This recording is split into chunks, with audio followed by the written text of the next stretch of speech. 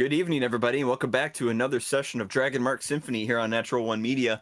My name is Dylan. I'm your DM for the evening, joined by my friends here.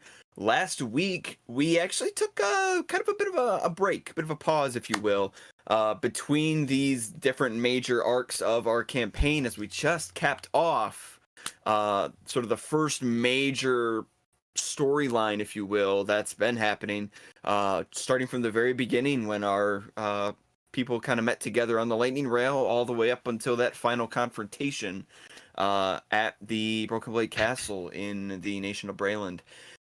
So last week was almost a bit more of like a recap week where we just sort of touched on a lot of the major story beats, and I had some questions I asked of the group. We had some discussion about the game, how it's been going so far. So we didn't really, dive into the game itself.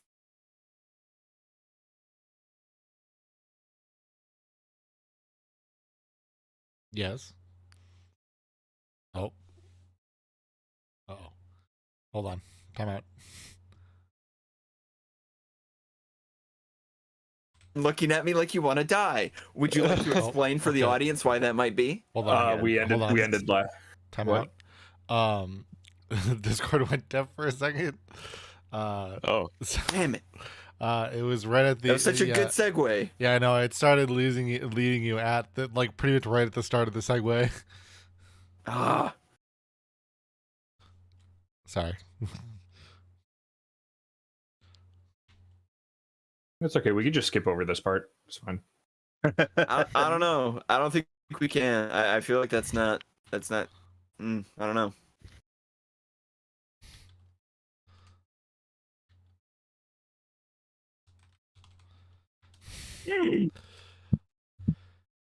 Anyway, you're good.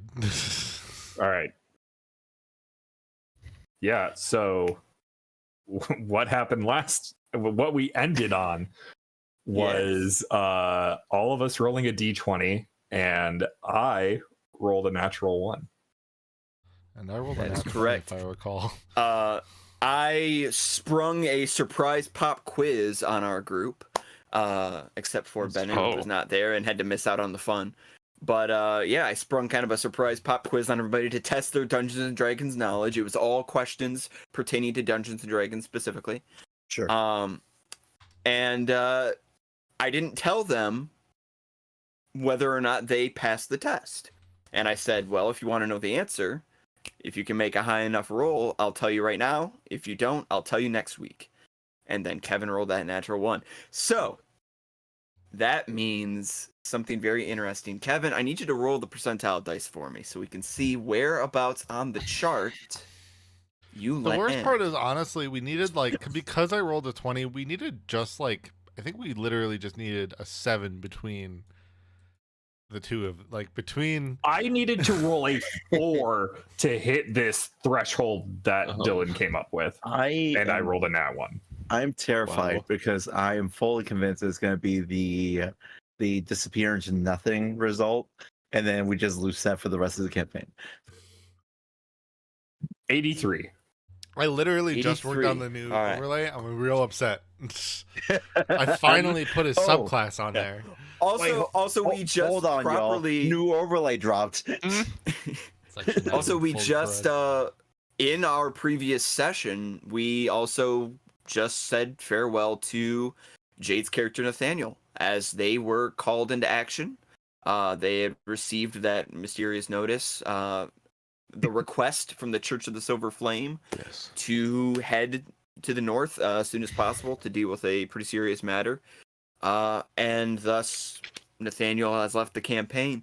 So to lose Set this time, boy, would that just make this party very small and very vulnerable, now wouldn't it? I don't want to lose Set. No. He's our sneaky boy. Small and vulnerable. We only have 2 of those. Are we live? We're live. Yes. Are we live? We've been chatting. Okay. I went on Twitch to go see the new overlay, and it's not on live, Twitch. So. Oh. Yeah, we switched over a little while back to YouTube. Oh. Well, that would explain why I didn't see it. Okay. Yeah. That would explain why you didn't see it. Was that, sorry, that was an 83 or was that an 85? 83. 83. Great. So we established in that recap session something very important. Did you guys figure out what it was? I mean, I wasn't here. there's technically This is a bit of a meta thing. Well, I was gonna say there's technically a few things. I mean, was it related to Matthias? No, it was a meta thing related to the campaign as a whole. The cards. Oh, Right? That was tarot one of the cards? things. That was one of the things. It's not what I'm referring to. I revealed that I have absolutely no problem blatantly hiding things from you guys, as well as just utterly lying about what something actually is. Wow. Okay. How Yeah. am I supposed to trust anything anymore? Right. So let me give you an example. You rolled an 83. Mm-hmm. Allegedly. Allegedly,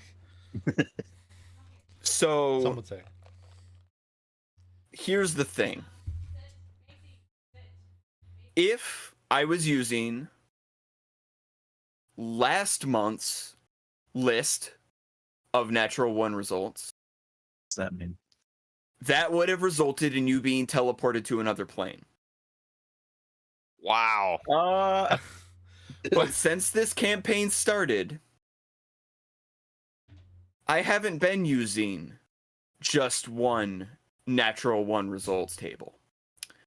I've been using 5. What does that We've mean? been bamboozled. And every month, I change over to another one. This is insane. The Revelatons. This will definitely affect the trout population. I can't. The lengths I will go to not have to eat hot sauce on stream anymore. That's not even are on the vast. normal chart.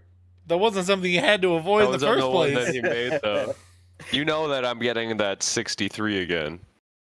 I'm making it my life's mission for this campaign. But it might be on a different chart and it could mean something very different. I'm gonna get 63 5 months in a row. Right. So right now I'm we're on only chart ever gonna 4. roll.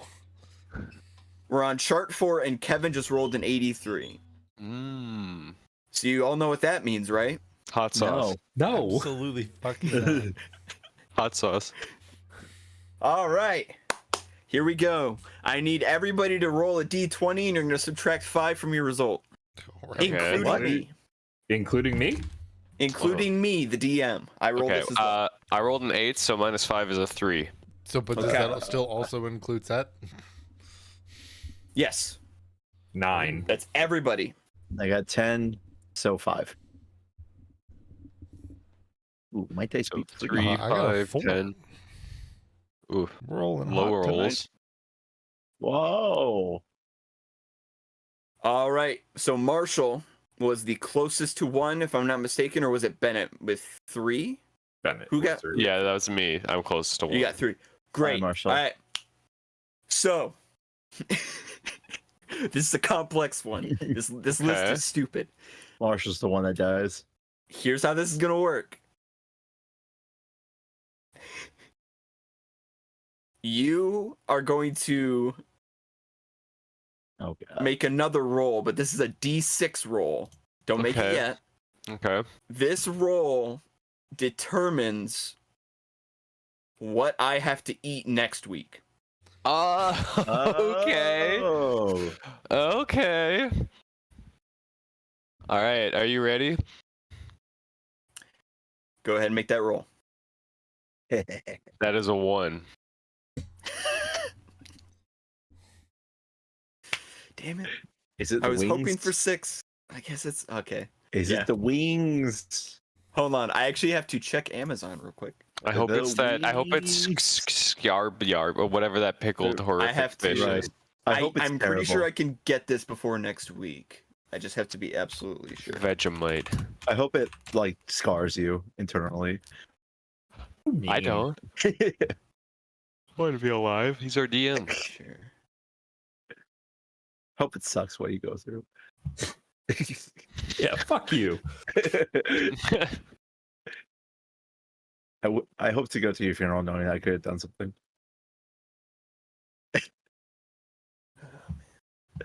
Shout out to Okay, it's that yeah. exchange So online. let's see, because today's the 12th. Yeah. Yeah, so I might. It looks like I might be able to get it in by next week. Okay, so here's what I have to do. You rolled a 1. So next week, at the start of the session, I have to eat a calorie mate while wearing a bandana on my head like Solid. Yes. Yeah. So that's gonna happen. I gotta order that. I'll order delicious. that after the session. Kept you waiting, huh? Yeah. So all of that convolutedness is out of the way. We can get back into the session proper. Everything is now situated and taken care of. Let's dive back in, because where we left the last session, essentially you all had sort of reconvened at the Cow's Eye, along with a few of the people that you had met along the way, and just kind of had a nice sit-in, had drinks, had conversation, and let the night sort of carry on. So, is there anything that anybody wanted to do before the dawn of the new day? Before the 24 morning? hours No. remain. Yes, I have something. Yes, Dak, go ahead. This would be roughly later on in the night, when Dak has retired to a room. Okay. Hopefully, what would the room situation be? Would Missy just put us all in the same room, or would we be given like individual ones? Similarly, I think, would there have been any are the prisoners or is the health camp still essentially closed off type thing as well? Yeah, no, I mean you can certainly inquire into that if you wanted to do it before the end of the night there. Yeah, if I remember correctly, we had, for the most part, individual rooms. And then there were some people that had just offered to share together when we were previously staying at the Cow's Eye. Yeah, so you had you mostly had individual. There was a couple people booking together, but for the most part you were sort of individual out. There's enough rooms available that if y'all wanted to have separate rooms, you could do it that way. I think you were sharing with Nathaniel anyways. Right. Okay. So just to make sure that is clarified, now that Dak has a room to himself, he is going to sit on the bed, stare at the bed that Nathaniel was using prior, still reeling from the farewell that we've had with him. And Dak is going to try something that he's been thinking about doing for a while and finally being able to do it. So Dak is going to cast a spell that he's going to cast Mind Letter, which in Dak speak is sending.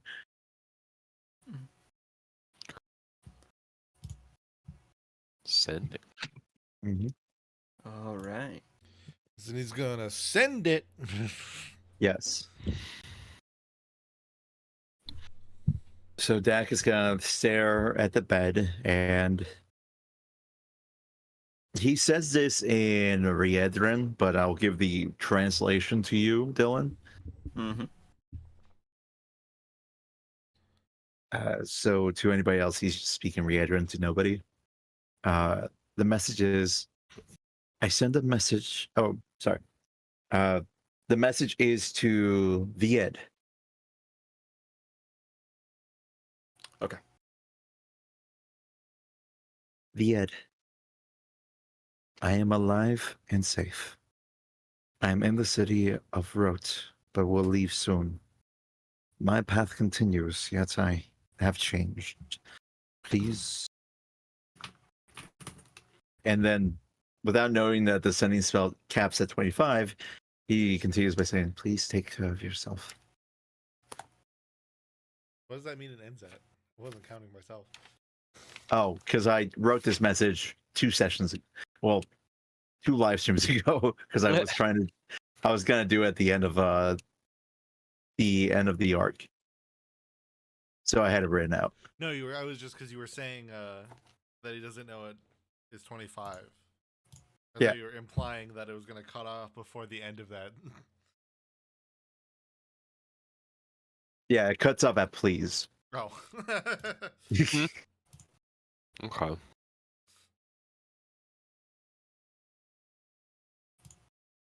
Okay. And if you need help remembering who Vieta is, let me know. Send something over for me. Gotcha. Because I know the character. I'm digging up a few things in regards to where they would be at this moment.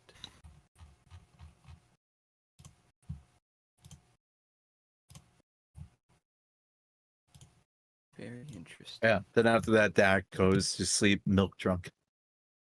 Milk trunk. Oh, the worst kind of drunk. Exactly. When you've had like way too much rum chata because of how good it tastes. Just fully bloated. Yeah. Farting on occasion.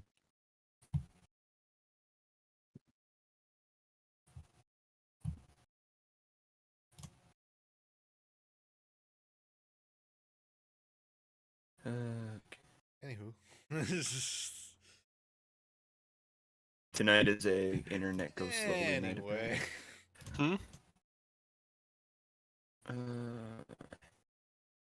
Did you send that over in Discord or Facebook? I'll do it on Facebook right now. I haven't sent it over yet. Okay.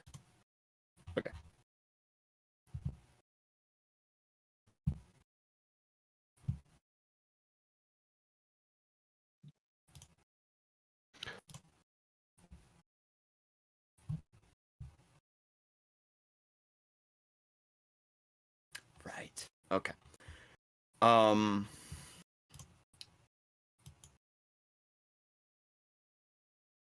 You don't get any kind of an immediate response. It takes a little bit of time. But when you do get one, it's hurried.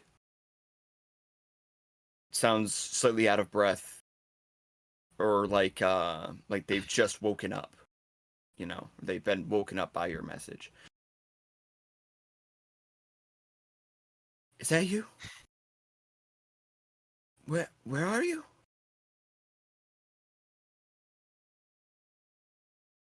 Are you you said you're all right? Everything is okay? Who's Oh goodness.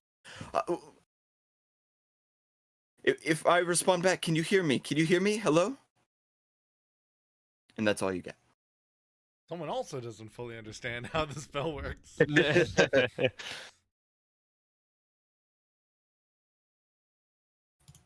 Dak listens to the reply, doesn't use an understanding spell, but it's just goes to bed a lot more assured, knowing that he did get a response. Okay.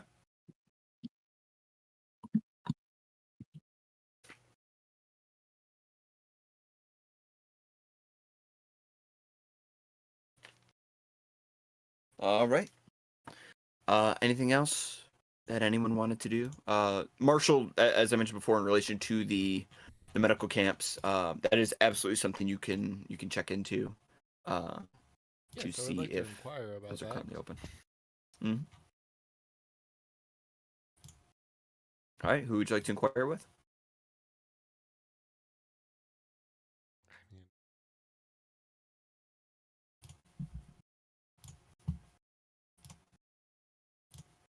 We were, from leaving or going, but like as we were getting into the party, would have just been leaving from discussing with Caspian and stuff. Mm-hmm. Right? Yeah. Depending on, how late in the evening you sort of make this inquiry. It'd be pretty much Caspian. right after we were done. So. Yeah. Okay. Caspian doesn't hang around too long after that sort of initial round of drinks that you were doing there. He starts making excuses how he needs to get back to the Citadel. There's a lot of follow-up that now needs to be done, and he's probably going to have Ron on his ass for quite a while with the things that he needs to take care of. but you do have the briefest of moments as he's trying to sort of excuse himself away if you want to try to catch him. Yeah, I mean, it would have just been like just like, hey, before you go, do you know if the medical camp is still kind of on lockdown, or? Oh, right. I from what I understand, they've heavy lockdown actually. They're keeping everybody kind of in the same position, but they've tripled up the number of guards that are protecting it. I think they might be putting some additional enchantments around the area as well. They're really trying to keep it as impenetrable as can be. If you're looking to, go see someone there, probably be best for you to have some sort of an accompaniment, somebody to walk along with you. Especially with the guards being so anxious. Actually, shoot. I really have to. You can see he's like really conflicted about, whether he has the time to accompany you over there or. Look, if you don't have to come tonight, it's fine. We can make the trip. We can make the trip tomorrow morning. I just wanted to know, as long as inevitably, I know they'll be safe, and that's what matters. I'm so sorry. I know how important it is to you. It's just like I said, things are gonna get a lot more chaotic for me, and I'm probably gonna be working all through the night. Actually, and he kind of looks out over the bar there. He goes, "Hey, Nebik," and Nebik, one of the lead officers of the King's Wands.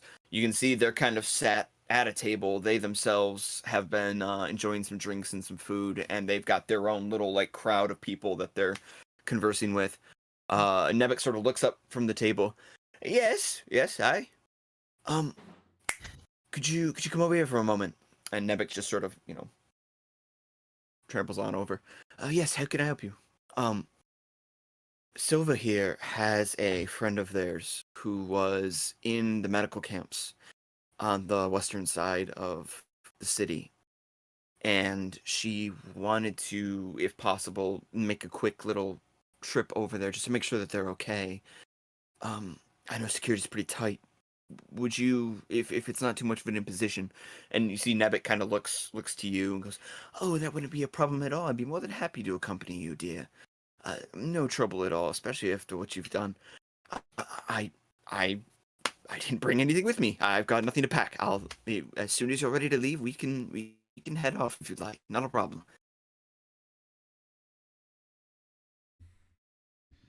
Kind of give him with a little bit of the like eye up and down a little bit. It's like, all right, you're too excited.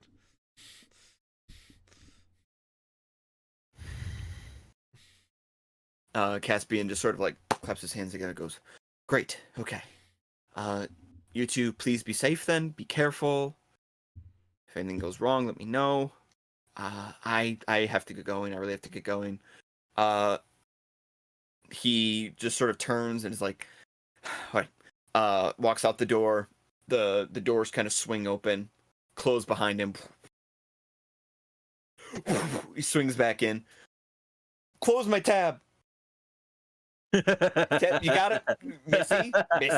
And Missy kind of looks up, like, "What? Huh?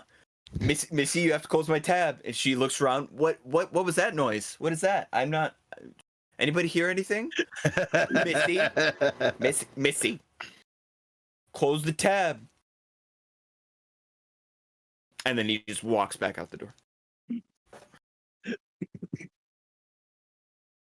Oh, if only he didn't remember. Before Caspian leaves, Set would have talked with Victoria Skeevel and asked if she happened to have a library card that was able to be filled in. Well, you don't like the one I gave you? No. This one is for Caspian. Oh, does he not have one already? He's kind of been here for a while. I don't think he does. But Hmm. I have the perfect name to put down for him, and I'll make sure it gets to him. You mean his name, right? His real name? Yeah, absolutely. Okay. Kino, what you thinking? Should say Clark Bart. Mm. How do you spell that? The last thing I want to do is spell it incorrectly. The set will spell it for her. Okay.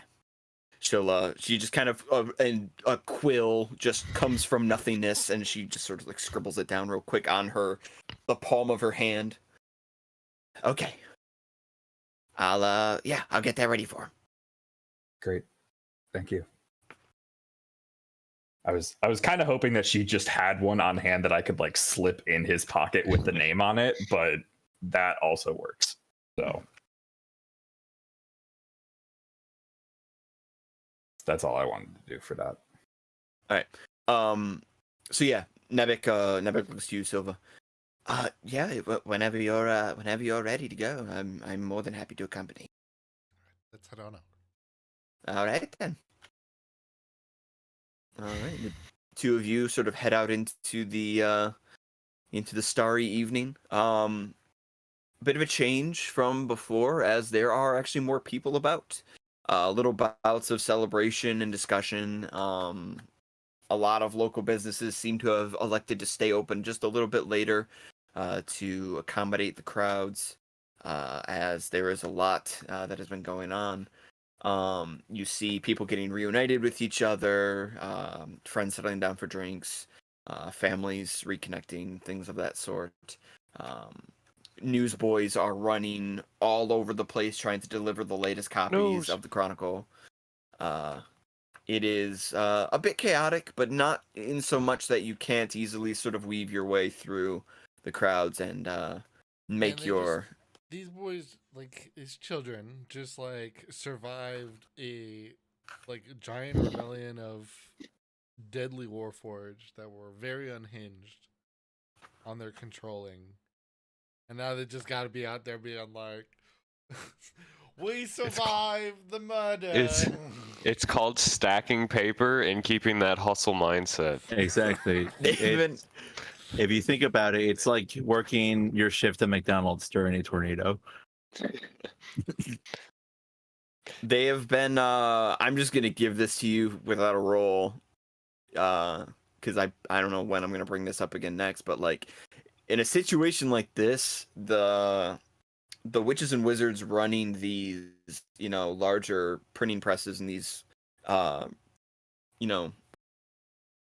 these newspapers, in times like these where the news is especially important and frantic, they want their paper to be the first one to get into people's hands. The last thing they want to know is that some third-rate rag, from the next city over is what everybody's reading to get the hot scoop on this insane thing that's happened. So they're willing to pay, whoever is actually delivering out the papers, an extra silver piece or 5 to get that out there as quickly as possible. But yeah. Oh, Merlin. You, the two of you begin walking over to the camps in the western side. It's a similar path, a familiar path to you, though the last time you took it, you technically didn't take it, you sort of flew above. But yeah, you kind of loop around on the left side, and then after a little while, you do get to where the camp was before. You see the familiar, there's like the large stone tower wall that sort of separates off the lower half of the city from the upper half on that side. As Caspian had predicted, there are several guards standing there with increased patrols through the area. Nebek has to do some hand waving and some brief posturing to kind of make sure that they let you aside. And even though they do, there's still a little bit of hesitation in doing so. Eventually, you do arrive at the newly reformed medical camps. Tents are rapidly being moved around and re-erected and pulled up. It appears that whenever the hostages were taken from these camps, in the process, there was a bit of a struggle, and a lot of things got torn down and thrown aside. A lot of medical supplies are being sort of restocked, and cots are rapidly being like reintroduced and brought in, floated in through magical means. You're just being carried in by hand, whatever's faster. And so it is a bit of a mess. Things are pretty wild. A lot of healers and assistants are running around trying to help people. Bit crazy. But Nebek sort of leads you as he immediately makes his way towards what appears to be some sort of like an official that have like a bit of a half cap with an emblem on the top of it, and they're holding a large sort of like a three-leaf parchment in their hand. And he goes up to them and says, excuse me, sir. Might I inquire for a moment?"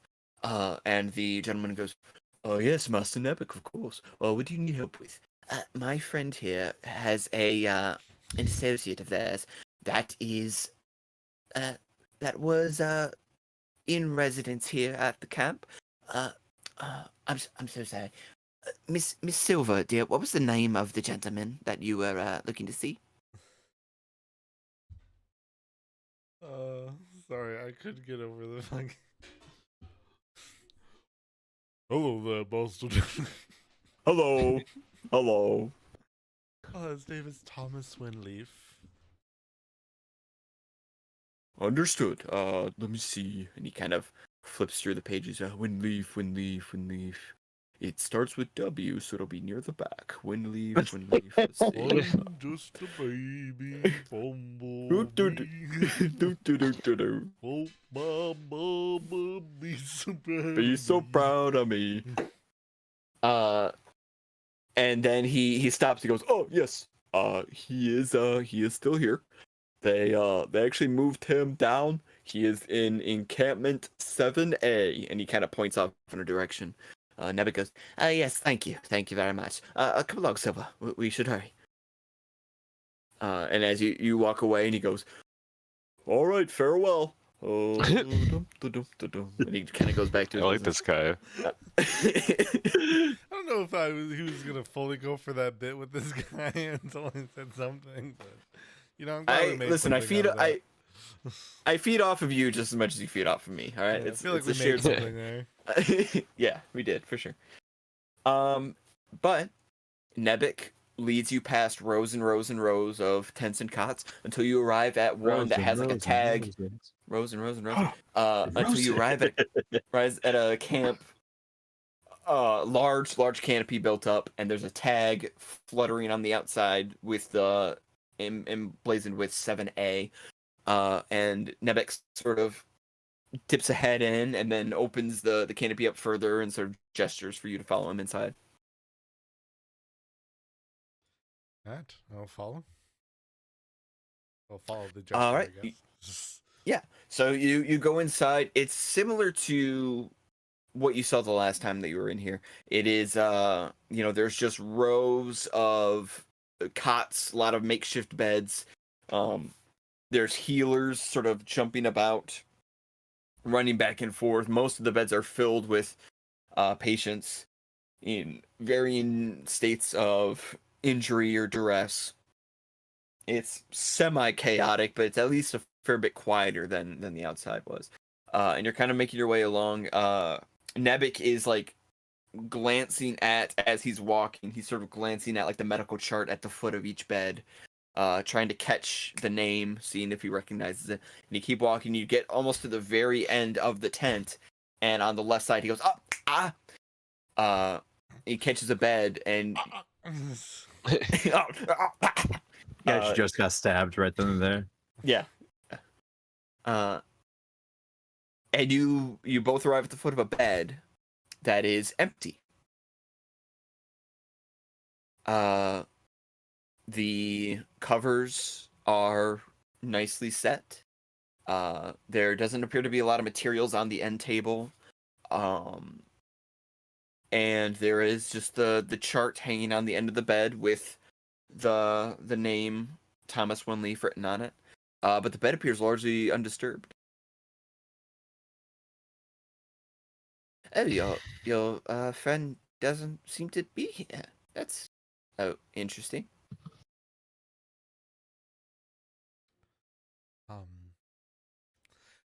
A little more like perturbed, like noticeably bothered.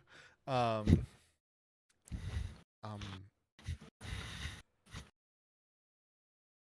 Oh God, he's well, dead. Do you have a way of locating him? Healer, and he kind of raises his finger. And one of the healers nearby sort of looks up and goes, yes, anything we can help you with? Yes, well, we are looking for the former or current resident of this bed here, Mr. Winleaf. We were hoping to see him. Is he still here? And the healer sort of looks and goes, oh, yes, he was actually, I believe, and she kind of takes a look at the chart, flips through it a little bit. Oh, yes, Mr. Winleaf was, he was released, actually. He was discharged about, yeah, it would have been a few hours ago, as a matter of fact. Ooh. Yes, he was in well enough condition that he was allowed, he was granted leave. How long have we been? Has it been since we? Like, how long has it been since we dealt with the castle? The castle siege hours. was very early in the morning, if you recall. So now it's the evening. Yeah. Okay. Got it. Okay. Less weird now.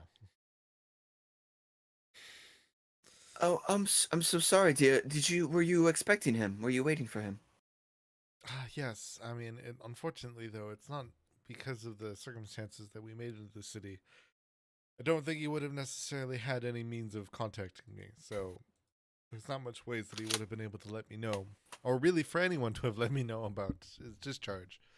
But if he's discharged normally, then inherently that's comforting, and one way or another, I can track him down. Are you? Apologies. Are you a family member? Are you someone close to him? You know, old war buddies. Oh, I see. I can't say that I can really help too much. I'm afraid. I don't know where he went myself, but perhaps See if one of the any. other healers here could know. Yeah, I mean, maybe we can ask and see if he had mentioned where he would be going. Otherwise, I have a couple ideas where he could have ended up, where maybe he would have went to go see. But for now, I have to just yeah, we can see what they say. But if not, then inevitably we'll likely have to just kind of find our ways to each other. I'll ask around. Don't move an inch. I'll be right back. And she just sort of turns and walks. Nebik looks at you with a bit of an eyebrow cock. What exactly ideas do you have in mind? Does he have an old haunt here somewhere? Nobody knows where I've been. I mean, he knows. Yeah, he knows enough about me to know where I would potentially be. But I can't say necessarily that I'm in the position to, at least at this point in the getting into this point of the evening, to go running around right now.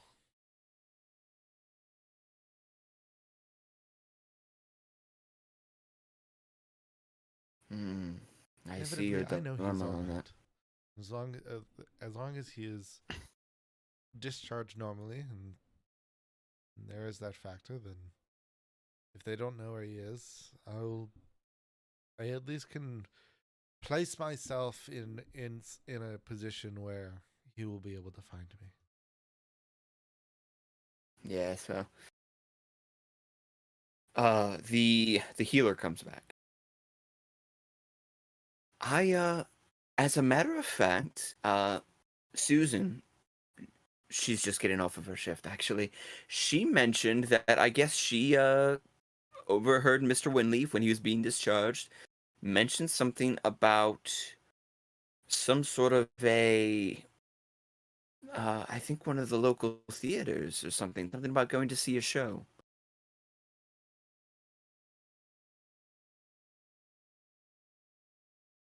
Don't know quite what he meant by that, but might be worth to check in maybe one of the local theaters or something. I'm not.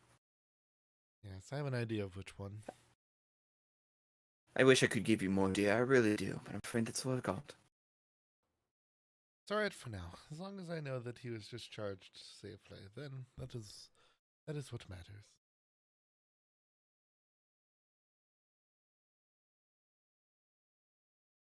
And she just sort of nods and goes back to her work. Nebek looks to you.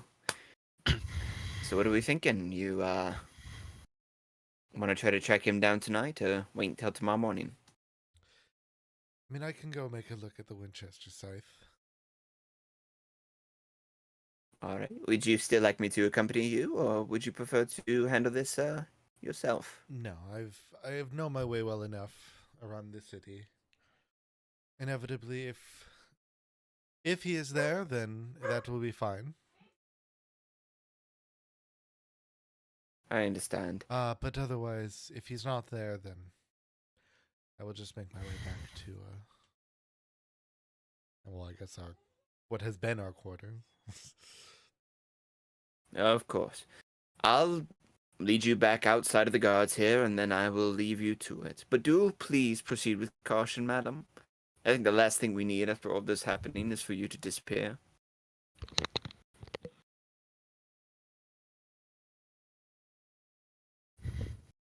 Well, you have to be given some type of break, right? We can only hope so.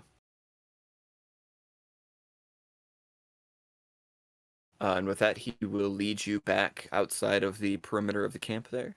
And once you have gotten past the increased security and the guards, back out into the city itself, he bids you for farewell, and he kind of heads off on his own way.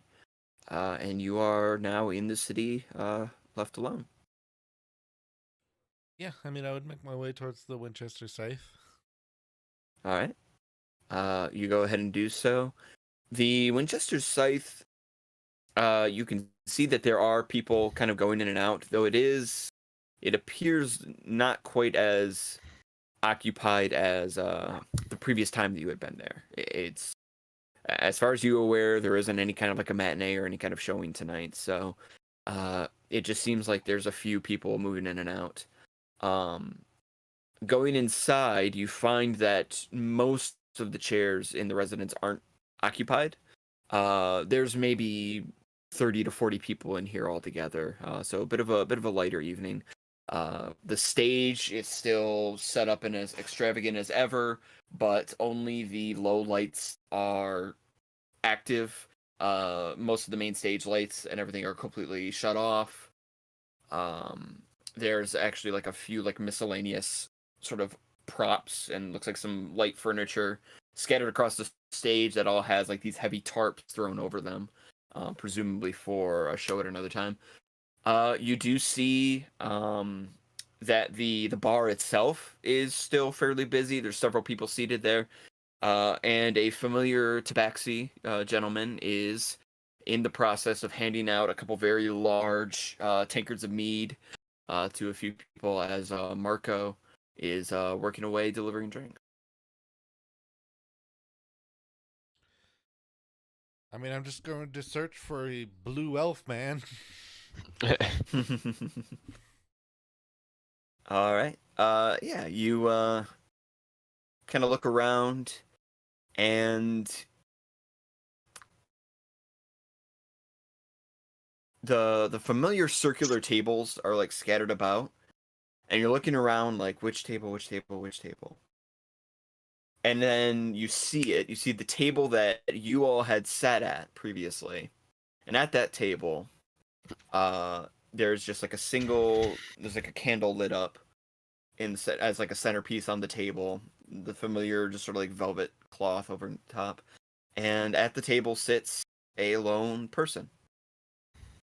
No food in front of them. Just sort of sat there, hands crossed. Just sort of staring into the distance. You recognize the bluish skin.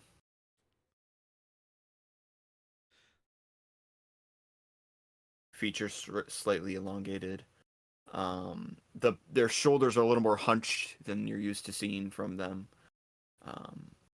But you feel undoubtedly that this is your man. I go up, kind of get up beside him.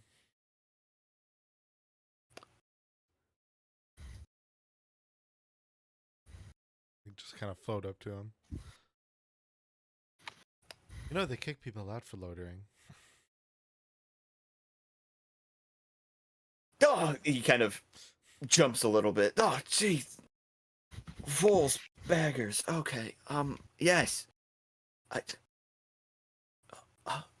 Silva. Silva, is that you? That really you?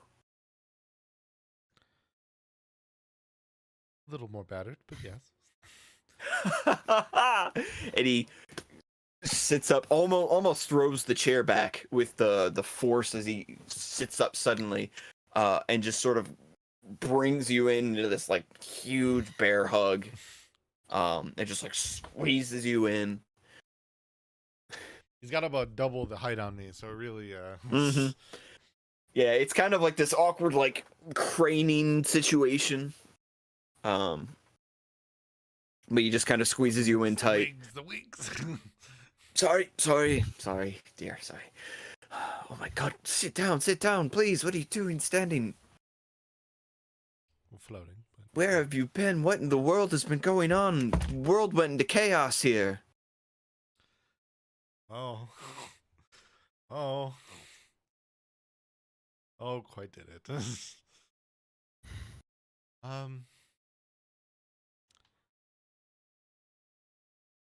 Look, it appears as though they're closing up here.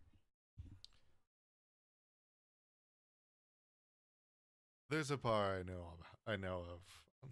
I can give you Thank God. I say I can. I haven't ordered anything yet. This shit is way too fancy for my taste. Dear God, they're charging 7 gold for tonic water. This shit's egregious. Let's please, me. if you have a better spot, let's go. Where we're going, you'll be able to have all you need. You hear the screams of Caspian somewhere off in the distance. He's just like, oh yeah, he's just like at his table. He's just got like, just like writing in.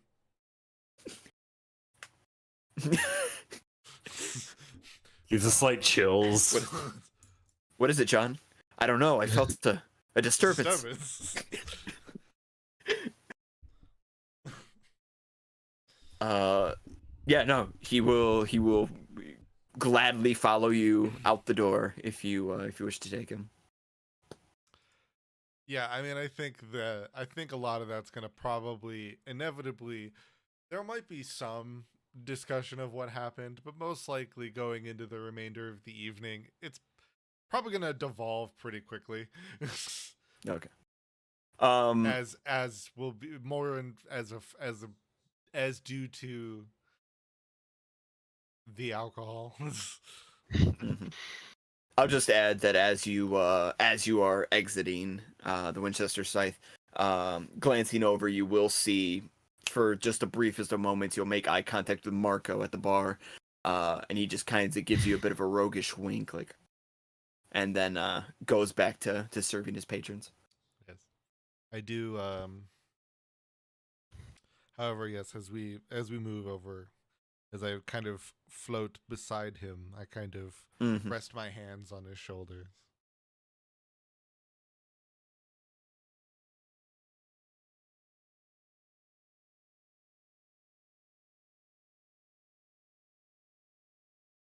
Yeah. All right. And you just kind of lead him through the city streets until you return to the Cow's Eye. Back to the spot, baby. Back to the spot. Mhm. To the This spot. is the spot. It's the spot. You open the doors and lead him inside. The crowd has thinned out a bit now since you left. A lot of the people that Nebek was originally sitting with have sort of taken their leave. A few of the tables now have kind of broken up and have left. A few more are, heading upstairs to sleep off whatever they've just drank. But your friends are still sort of seated around their usual table.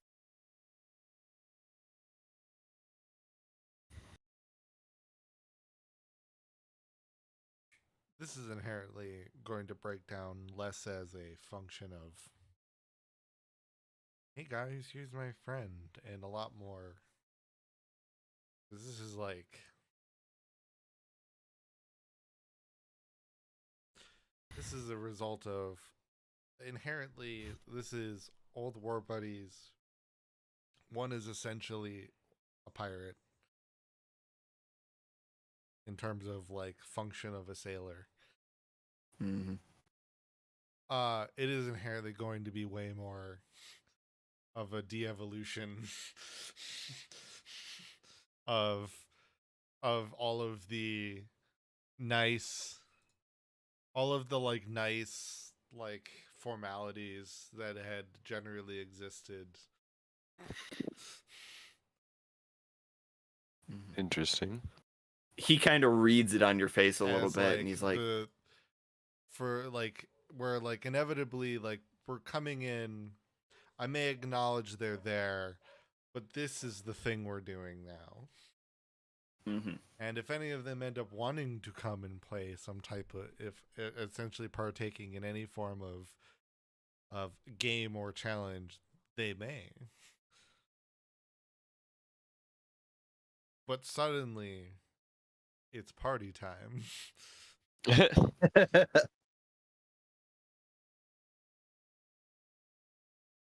All right. So in that case, with all that considered, do you lead Thomas over to the table where everybody else is, or are you just We're going to at the kind of bar. take your own table and you're going to go right to the bar? Okay. We're gonna need proximity. Mm-hmm.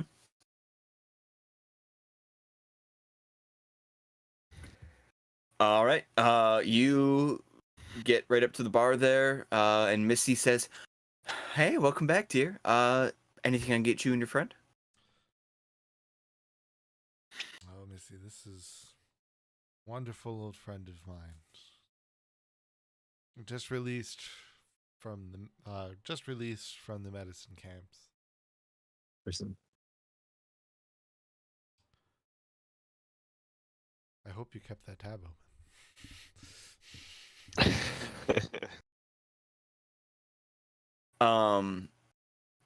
As if it makes you feel any better. Thomas next to you goes, "Yeah, see, I'm just a poor man who suffered a grievous injury, and I Thomas. really could just Thomas. use some extra drink to Thomas. parch my thirst." Thomas. Oh, yes, what? Yes. Now you see,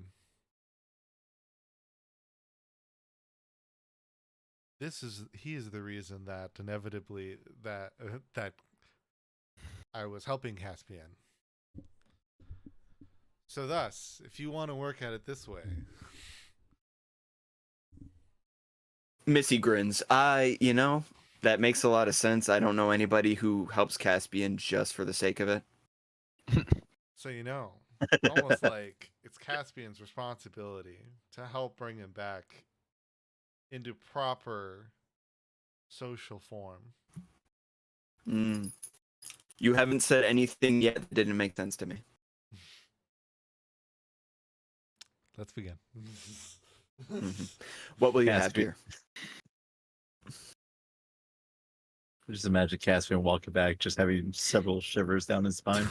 Oh yeah, totally. Yeah, we can roll through the evening on that one. Okay. Anything else anybody want to do for the evening before we retire for the night? I think after just a drink or two, after that conversation with Trist, and once like Caspian leaves, by the time Silva and her friend are back, Set is already up in their room. And on the way up, Set places 10 gold on the bar for Missy and just goes, just to not completely destroy Caspian's wallet. Destroyed a little bit, sure, but help out just a little bit. You're very sweet. And I'll take that. She just kind of slides the 10 gold off the bar. All right. Thank you for everything, Missy. Have a good night. Have a good night. Offer's still there. What will you be having? And she kind of pivots over to another person coming up to the bar to get a drink. Yeah, and then Side will just head upstairs, get into their room, kind of just close everything up, place some, alert like wards like string and stuff like that to Sure. just a little extra privacy, and then kind of just sort through their belongings. And then once they've kind of gotten an eye on everything, just get ready for bed. Just making sure everything's accounted for, essentially. Yep. Just kind of keeping inventory of everything. Yep. If I'm not mistaken, you are in possession now of the bag of platinum.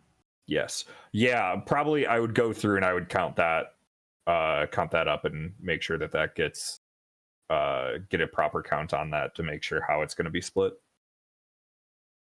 Okay. I mentioned previously when the bag was first handed back over to you, you felt something in addition to the platinum. Yes. There was a few larger objects sitting near the top of the bag that you couldn't see right away, but they definitely added to the weight, and they were kind of misshapen. Mm-hmm. If you would like to open the bag, you may do so, and you will find that before you get to the platinum, the bevy of platinum underneath, you will find 3 very shiny, sparkling diamonds in excellent condition, well crafted, and a note from Caspian. Just a little handwritten note that says very simply, "For next time, see." Fucking damn, Caspian. Ouch. Clark Bart strikes again. That was only 3 days ago, my man. Come on. Seeing that, Set will kind of chuckle to themselves and set those over to the side and start counting up the coin. Okay. So it's like, I'm a trained assassin. Like, just confused. I can straight up kill. But also I remember. Yeah, okay, so you count up the money.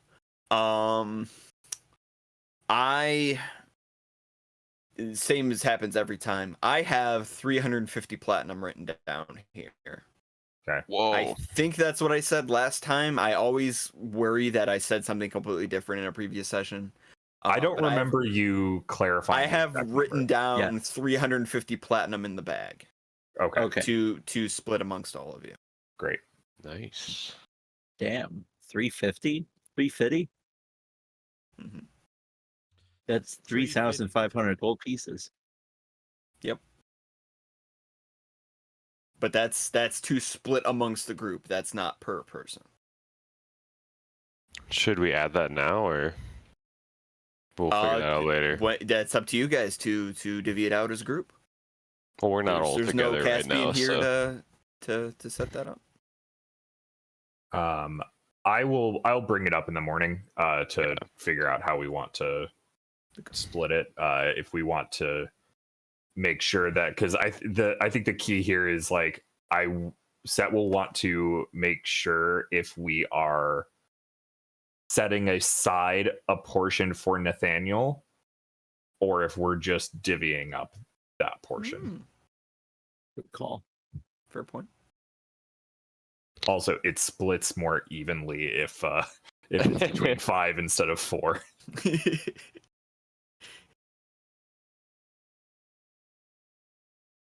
But yeah, It's almost like I decided the amount that was in the bag before I knew we would be losing a play. yeah. But yeah, so once that's all counted out, Set will take some smaller pouches that they have and kind of pre-separate it out into 5 portions, and then once they check through all of their other stuff and make sure everything's good, and then re-secure everything in their where it goes, off to bed. All right. Some light meditation and stuff like that, but then to a deeper meditation, I guess. All right. If everybody's good, we will move on to the next morning. yeah. Yeah.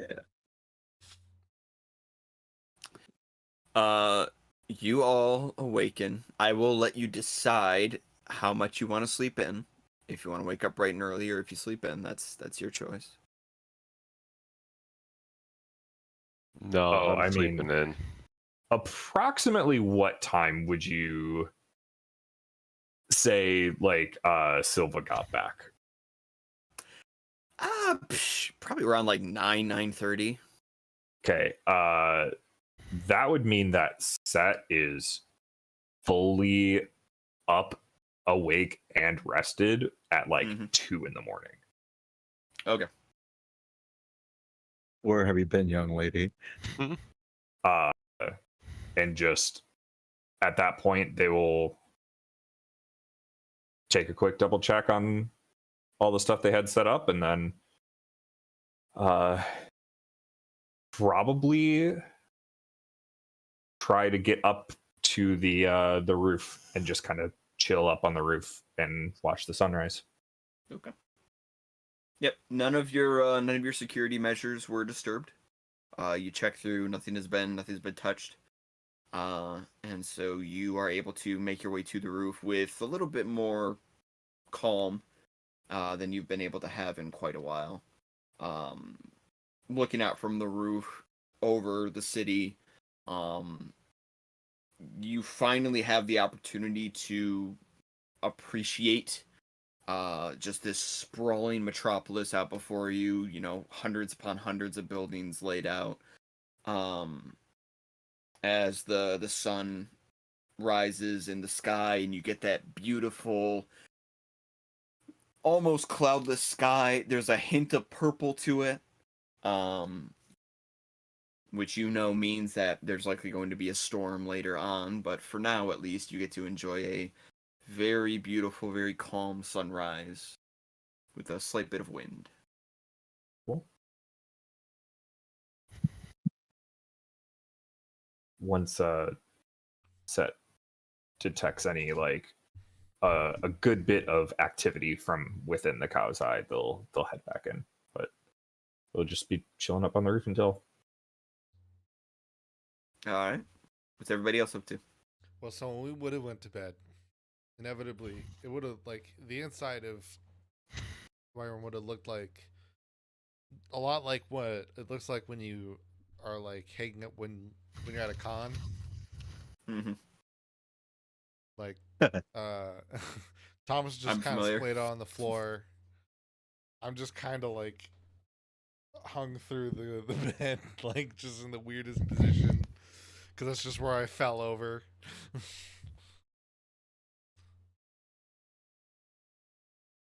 Johannes also slept in.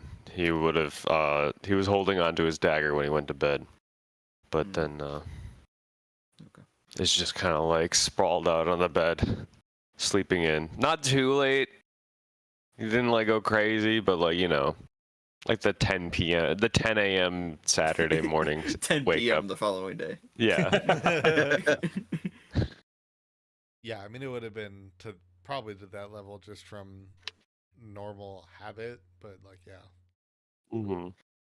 it'll definitely be a slow get up, but but at least it's still a get up at like a relatively normal sleeping in time. Yeah. Yeah, just nothing too closer crazy. to noon, really, but Yeah. not past that. Still got a couple hours before noon, Yeah.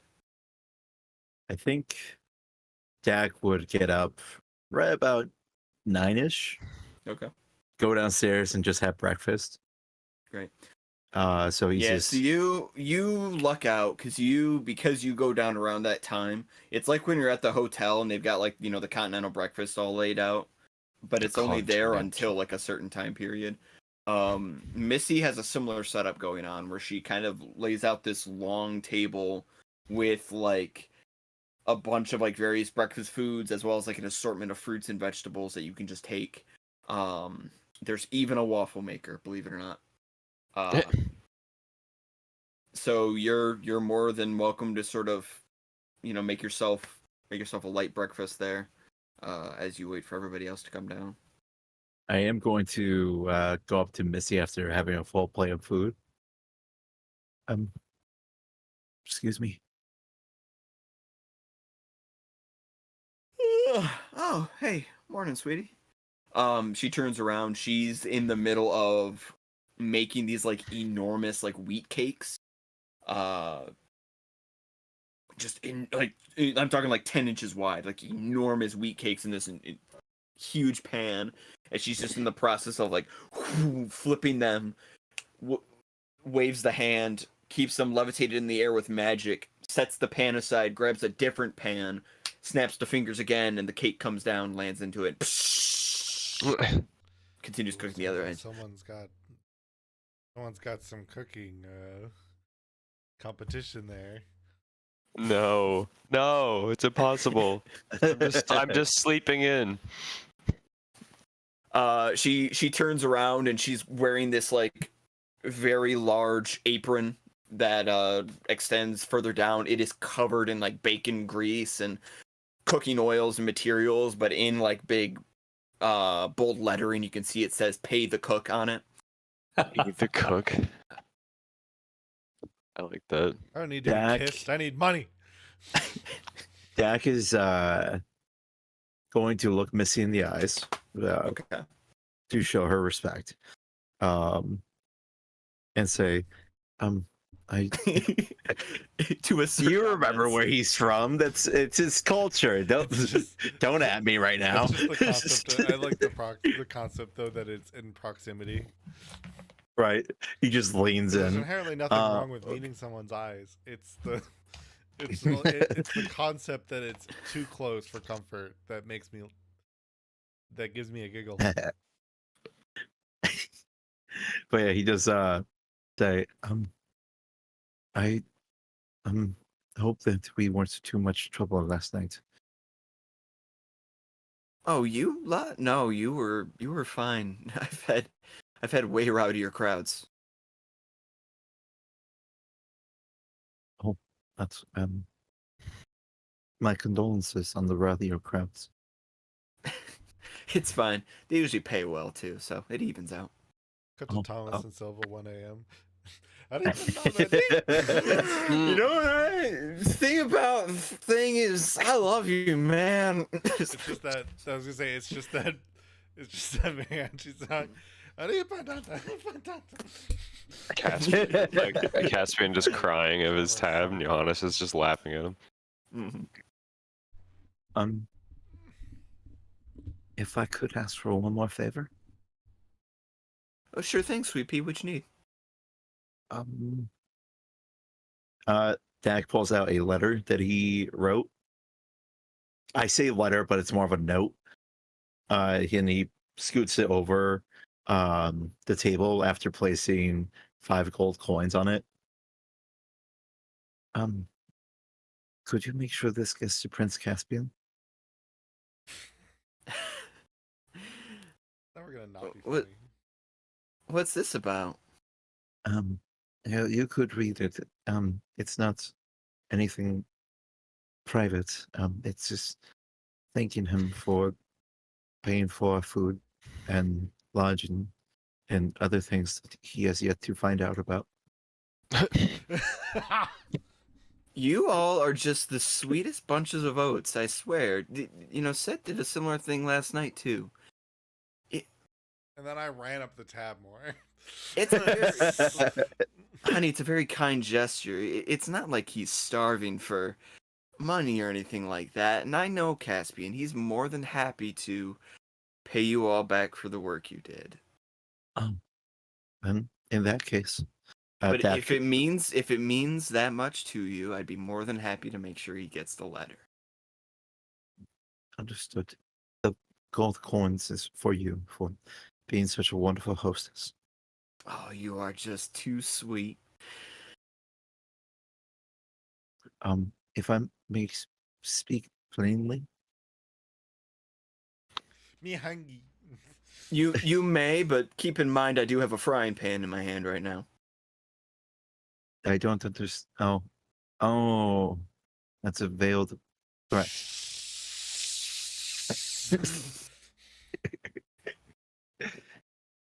The Dak nods, feeling a little proud of himself for being able to discern subtext.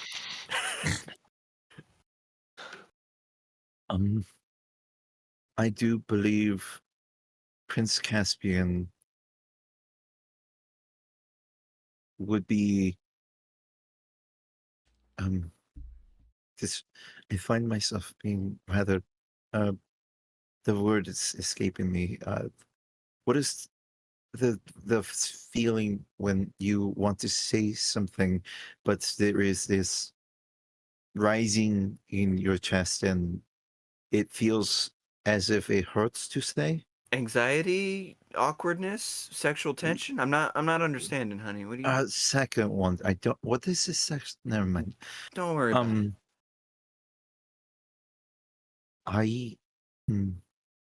I guess I would have to apologize to you for I've been using the guise of Prince Caspian's potential son with the possible if they were to be a son with you as the mother, and I realize I did not ask for permission from you, and for that I do apologize. Honey, you did what? I pull out the cowboy hat.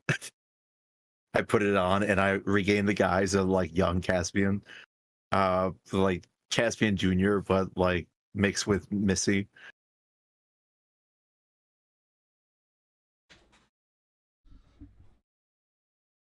It was mainly for subterfuge. Uh-huh. But then I realized it would be inappropriate to continue on using this guise without asking for permission, since it is partially your likeness as well, and we both know that Huh? since we both know Prince Caspian would have to work really hard to even begin to be worthy of courting you, and it is, although you would make a great pair, I am trying to realize why the frying pan is more and more of a threat the more and more I find words coming out of my mouth. Oh, fool's bells! And she turns around the frying pan and she grabs it as the wheat cake is like burning. She hasn't been paying attention to it at all, just like listening to you slack jawed. She grabs it. She's like, "Oh, son of a biscuit!" The minute she grabs it, Dak does slide Takes off this- his chair and kind of move. So the Takes a table's, like, right up to spatula his and is nose. like chiseling the wheat cake off of the pan, going around the perimeter of it. Did I say something inappropriate? Honey, I barely recognize what you said, but I'll tell you this much. You don't... Look, whatever crazy schemes you got into in order to save the day, it's none of my business, and you know, what's past is past. I really just try not to do it again, whatever it was. Understood. What if we kissed under the lightning arc? Dak is going to look at Missy from the cover. Are you saying that Prince Caspian has a chance?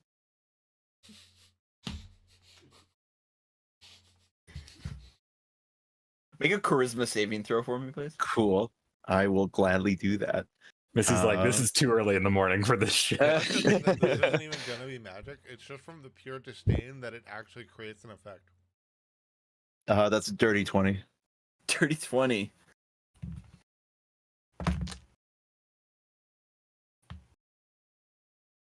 She kind of looks at you for a minute. Dak, sweetie, you should eat your breakfast before it gets cold. And I need to get back to making the rest of the food for all the other patrons here.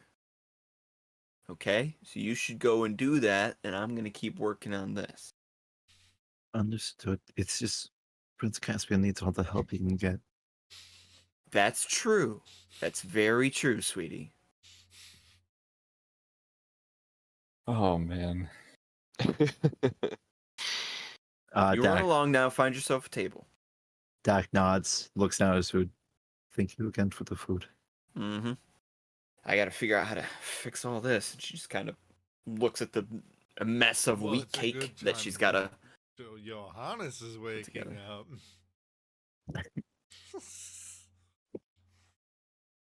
Johannes just wakes up because there's food You can smell burning. burning. Yeah.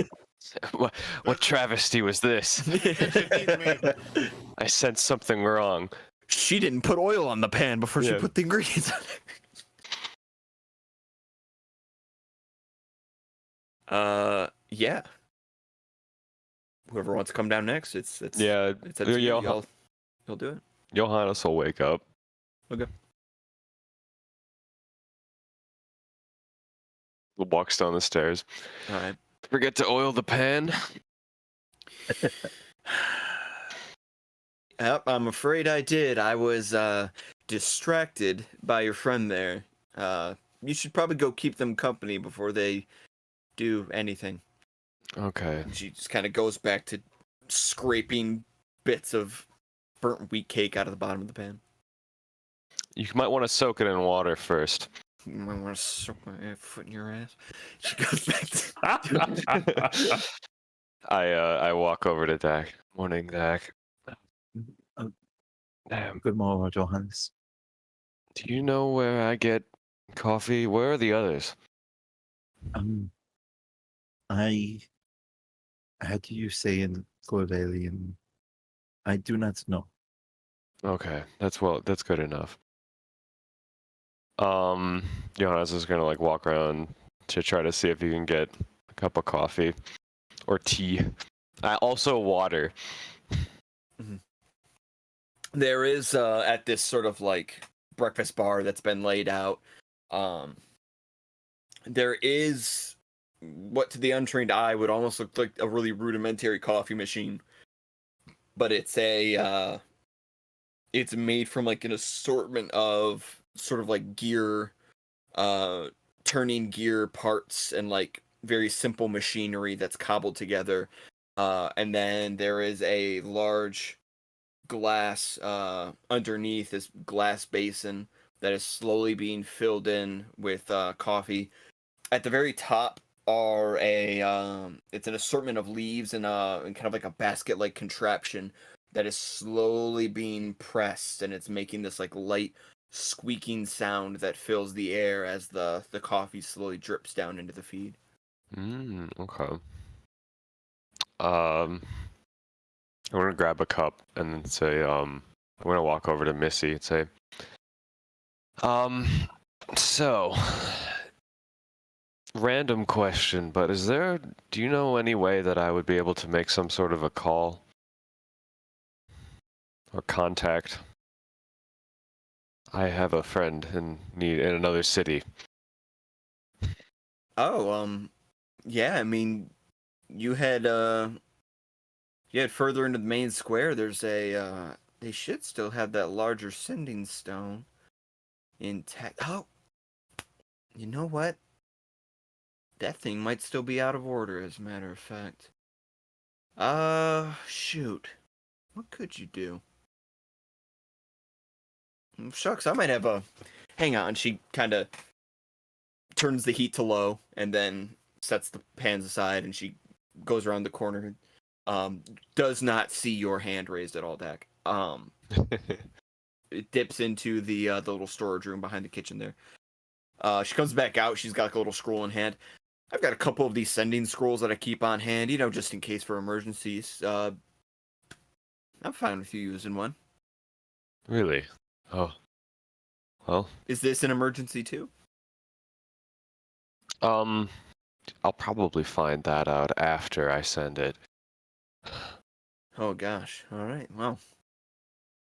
It is Here, or it you isn't. You can. She hands you this scroll over. Yeah. You feel free to use that. Okay.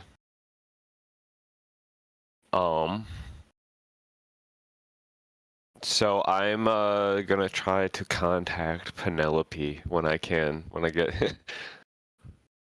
Okay. Absolutely. Do you do it right there at the bar, or do you want to? No, I'm gonna need to like. do a corner. I'm gonna go off. I'm gonna like walk past Dak and be like, Dak, I'll be right back. I just have to. You know how it is. Dak is stuffing himself with food and nodding. Yeah. So I'm gonna go off to like a little corner with someplace with a little solitude. Okay. All right, you unravel the scroll, and this is a pretty standard scroll of sending. Carries a lot of the same qualities as a traditional sending spell. You can read within the print that it does still limit you to 25 words. But it is an unlimited range, so you should be able to theoretically send it out to anyone as long as you have a passing familiarity with them and know them by name. 25 words, huh? Yeah. Okay.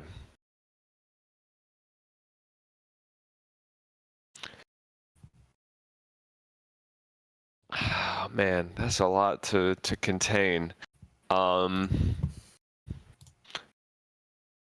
So Johannes starts racking his brain and then starts to send the message. Penelope, it's Johannes. Train crashed. Job lost. Revolution stopped. Need to talk. Tell Calgary I'm sorry. See you soon. I think that was 24 words. Okay. You wait for a response. And you wait. And you wait. The seconds feel like they are dragging on and on. You feel yourself getting anxious.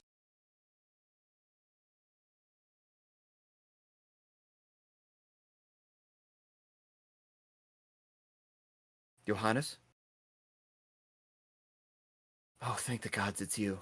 I'm glad to hear from you. Things are okay here. Lot to unpack. Probably can't do it over one message. You're still going to Passage, right? If so, good. Keep going. And when you're there, and that's it. Damn. Okay, I rub my temples. Take a sip from my coffee, and then go to sit next to Dak.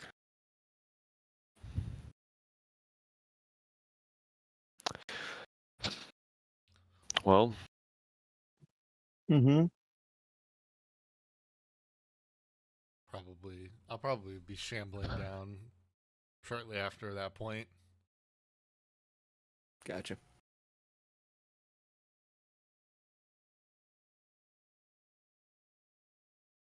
All right. So as you come down the stairs, what level of hangover do you want to be for this? For this.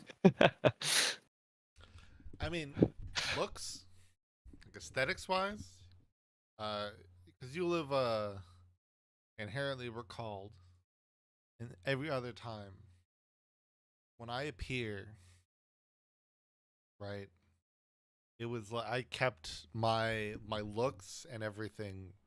Like I would come out, press, everything would be as it would be as I never had a morning look. Mhm. I'm coming down pretty ragged. Okay.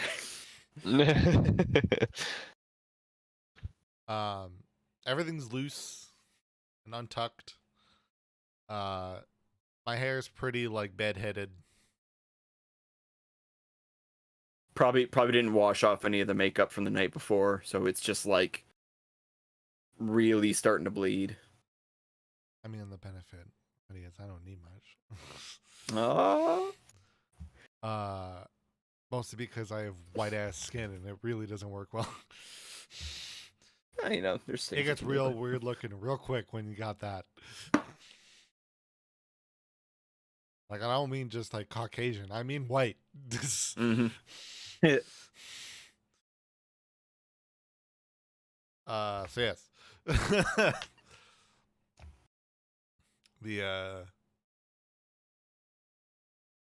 But yeah, I'm coming down with a lot of bedhead. Since Great. we've been, since we've come back from that, I've been pretty not doing a whole lot. Because we've always been needing to be like ready the next morning to do some type of daring task that one of us might die from. So, I've been taking it seriously. Here we are. So I'm coming down. It's like right to the food table. Mhm. I As need you my food, and I'm just here to exist. Mhm. Vibe. As right you now. come down, Misty spots you out of the corner of her eye and goes, "Oh, good morning, Silva. Oh, coffee's right over there, sweetie. You help yourself."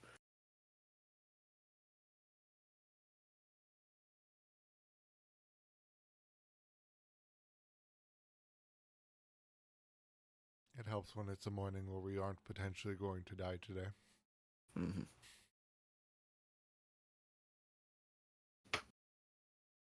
Continue through. After that statement, just continue through. All right. And then Set, are you wanting to join in? Not too long after that, or what you thinking? Yeah. Set will get down off of the roof and come in through the front door and just kind of walk up, grab like some bread, and then sit down. Well, you'll be greeted by Johannes Dak and a gremlin with wings. I was literally gonna say Gremlin. I was so it was right there. Like, Oh. I inherently it wouldn't looks wake like- up, Thomas. So terms of when you want to determine that Thomas wakes up is more on you. Sure. Because Understood. of that. Copy that. All right, so you all are sat down at your table.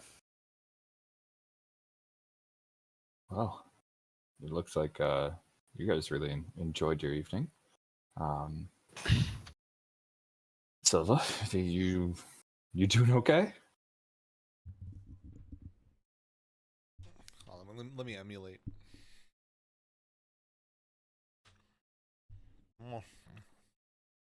Yeah, huh?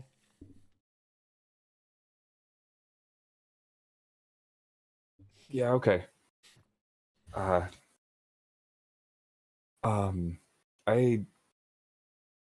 we really should get this out of the way earlier than later, but I'll let you guys finish your food and stuff before we need to. I think we really need to talk about what we're going to be doing, where we're going to be going. Yeah, I just Yeah, about that. sort of had. I just had my own conversation about that. Also, before we dive down into the, I did take some time last night to figure out the situation with the platinum. Are we going to be setting aside a portion for Nathaniel?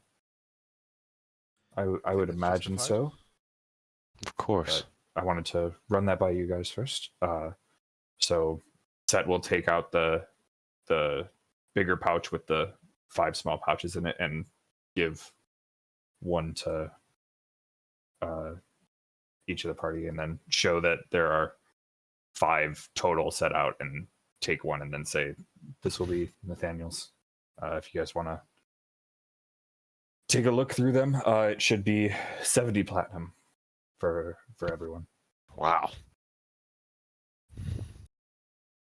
75, you said? 70. 70. 0.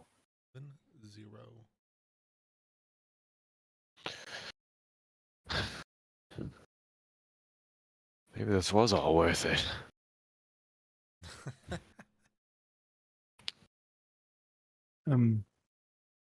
Remind me, the platinum is worth how many? How many of what? Gold, I assume he means. How So- many coppers? Oh, I'm doing that gonna- math for I'm- you, Dak. I'm gonna grab a piece of like bacon off of his plate and say, enough for you to be able to buy these for the rest of your life. I don't know I'm about rich and I eat the say. bacon. Yeah. I wouldn't. I don't know if I'd give him that idea per se. Yeah, it really depends on where you buy it. You guys aren't. Do you guys buy organic? It's a waste of money, you know. No, but I mean, you never know where you're going to be traveling. You may be traveling to an area that, has been seeing famine, has been seeing, any other number of things that could drive the price up. I'd like take another bite. Okay, meant he's enough going to live to a buy. long- I just meant he's going to live a long time. Enough to buy a run out lot of this eventually. stuff. Who knows how long any of us are going to live, really? Like, yes, technically, Also, any of us could Good note live about that for a long time, but it's expensive to have a spell book. Anyways, But yeah, once Yeah, you it's once you about guys that. have finished eating, and you are ready for a more in-depth conversation, we can talk about where we'll be heading. Well, I set my coffee cup about down. that. Let's do it now. yeah, I about set my that, milk cup down. I agree.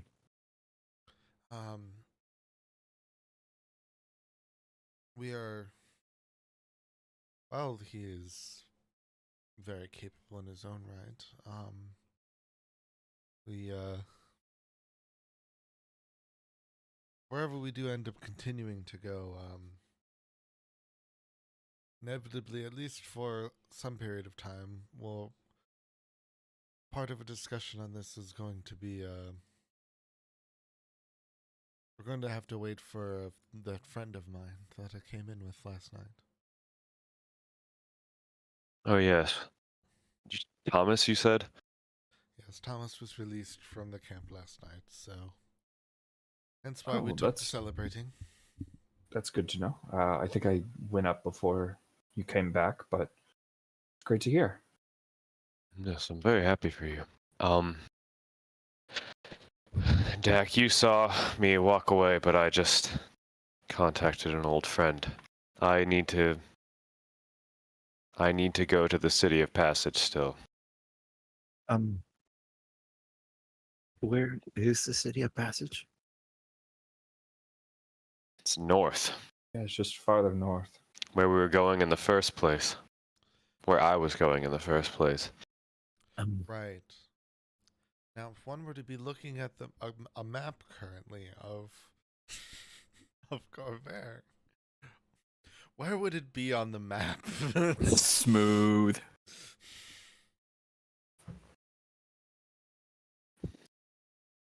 As I watch everyone look to roll 20. Oh, hey, look! It says there's a new arc with an arc over it. It's crazy. Wow. It's like poetry, it rhymes. Am I dumb? Am I wrong on my geography? I might be I'm wrong gonna on be my honest. geography. I don't know where on this map passage is. No, it's- None of the Yeah, cities are labeled. I know it's north. I'm just trying to remember where Sharn falls on the map. It's like here, right? Yeah. Okay. Yeah. So that star, I believe, is Rote. Should be. Okay. It's the major dot. Has the star on it. Yes. The City of Passage was up by the mountains, I believe. Correct? Am I wrong? I need a fact check. No. It's been so long since I looked at the full full map. It's occurring to me in this moment that for you guys the map is unlabeled and it is labeled for me. No. Yeah, okay. I'm pretty. I Makes found a this very different. funny. I think it's here, right? So that is correct. So you Yes. are currently in the city of Rote, which is right here where I am signaling. That is the city of Rote. Are you came signaling? from Are you signaling? you came I don't know if y'all Are are you on seeing a it. might- different layer, by perchance? I'm sure I am. We'll try this again. Boop. Okay. There we Yes. go. Okay. So there's the That's city of Rote. You originally came from Sharn, which is right down here, just off the banks of the hilt of the Dagger River. The City of Passage, it's been mentioned a couple times here and there, but the City of Passage is actually located in the nation of Aundair. So it is right up here, just on the eastern front of Lake Galifar. You will be crossing over the border between Breland and Aundair in order to get there, unless you are taking if you were taking the original path, which would have been by the lightning rail, then you actually would have briefly cut through the nation of Thrain as well. But as it is, with the lightning rail being out of commission, you'll likely be taking the main roads, which means you'll be able to go north using this would be the red paths that you're seeing are kind of the main roads. Okay. And you'd be able to take those to get up to Passage here.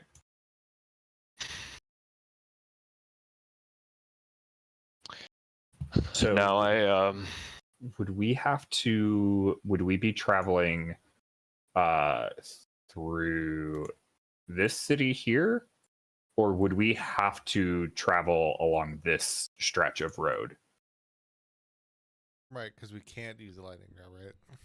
Mhm. Correct. You're not going to be using the lightning rail, so you would, unless you really, really want to take the long way around, you would essentially either have to take this route here, going left around the Black Caps, which is this set of mountains, sort of this mountain range here. Either through going left Drumkeep. around the Black Caps, or you could go right, which would have you briefly passing through the town of Cragwar right here. We could be like, boop-a-doop-a-doo. Then we'd be like, oh, there's a fork in the road. I mean, it seems like the shorter path, the more direct path would be this. Crag War, yeah. it depends on what is really available, like route wise. Just Map is shifting. because Sorry, let me fix this. The map got shifted. Should be good now. just because I don't necessarily know, like, those smaller red lines, are those trails, are those actual roads? Like, what would we be looking at there? I think they're just roads. You could probably assume that the size of the red line designates the whether or not it is just like a dirt road or if it is a much larger road with multiple lanes of travel. So those smaller inter- ones would probably just be less traveled. Yeah, just like like an interstate versus like a highway. Smaller paths. Your larger roads are the ones that are going to be more interconnecting between the different nations, whereas the much smaller ones are really just smaller roads within the nations themselves. So yeah, then the most direct route, more than likely, would be we head up. Is it Craghammer? Crag War. Crag War. So we hit there, head over to this city, and then cut over on that small path over to Passage. The city of Passage, yeah. That way we're at least hitting a few towns on our way there, so we're not constantly camping out, and we stick primarily to the main roads. Yes. It would be safer that way, more than likely. Now, inevitably, while I'm sure Thomas is going to have the interest of also continuing to go there. I'm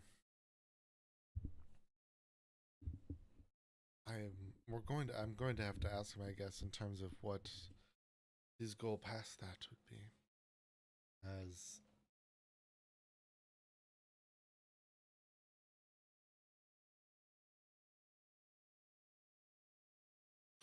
I have inevitably found myself invested in kind of this, and found myself somewhat invested in this concept that was forwarded, but kind of essentially forged to us, of being able to do a more greater amount of exploration. We've effectively been given a very generous writ to do so. Yeah. What about you, Seth and Dak? I know that Silva and I were both planning. This was our goal from the beginning, but Well, my goal inevitably was just to follow Thomas along. I had a we had a task to do. Although right now, Dak pulls out the package that he got from Nathaniel. I find another thing has my priority, and I would prefer to complete this before anything else. If in Passage? I'm sorry? Is that also in Passage? I do not know. But perhaps it will get me closer to where I need to go. You were told by Nathaniel, he did not say the actual name of the recipient of the package, but he did say that they were supposed to be currently I'm trying to think of the right words to choose here, but that if you sought out a Mr. Milo Marigold in the city of Passage, that he was taking up residence with them. Never mind. Yes, I do need to go through. Well, and inevitably makes that a benefit to each of us. Yeah, heading to Passage sounds like a good idea. I roll up. Do we have a map in front of us? I roll up a figurative map and say, y'all could ask, Missy to borrow one or see, Well, I stand up. I push in my chair. I guess our new adventure begins. Missy, how do we get to passage from here?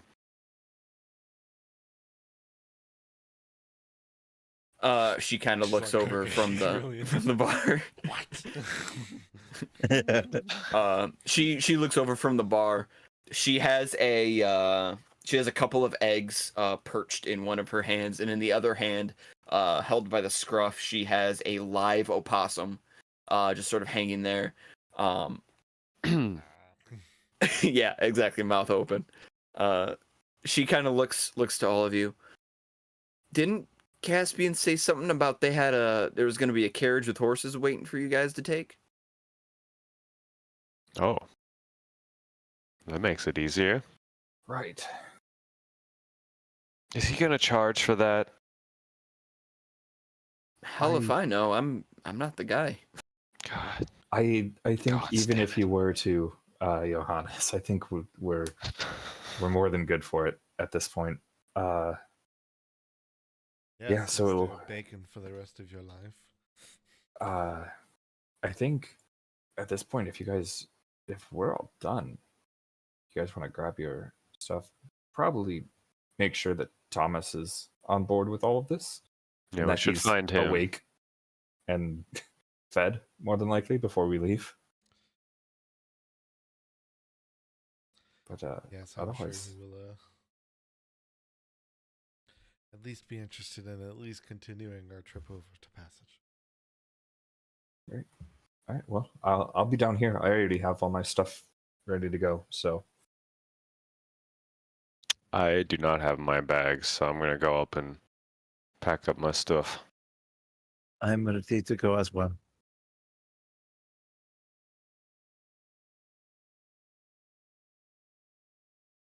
All right. I am going to need. I kind of like.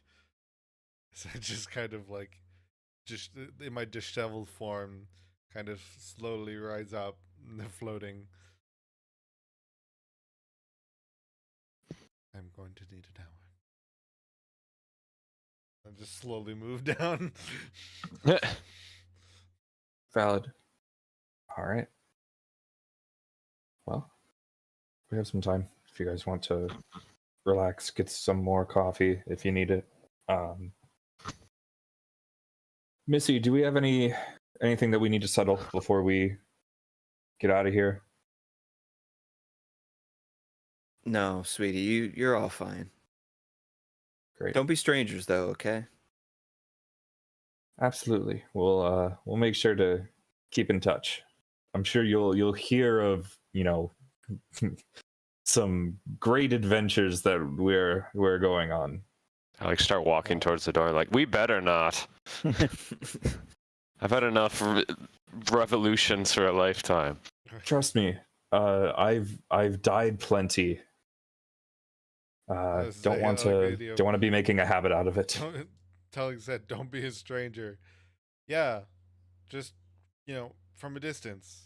I mean, I wasn't threatened to never come back into town again. Yeah, no, don't worry about it. Yeah, when Seth talks about dying that one time, Dak hits 1,000-yard stare. Being the other party member who also canonically died, albeit temporarily. Significantly more temporarily. But still died nonetheless. Yeah.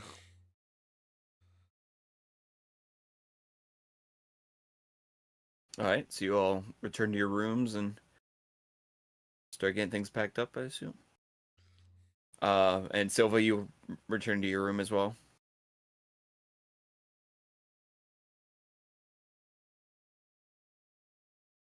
Yeah, I believe that's the. The ritual must begin. Yeah. You all go back to your respective rooms.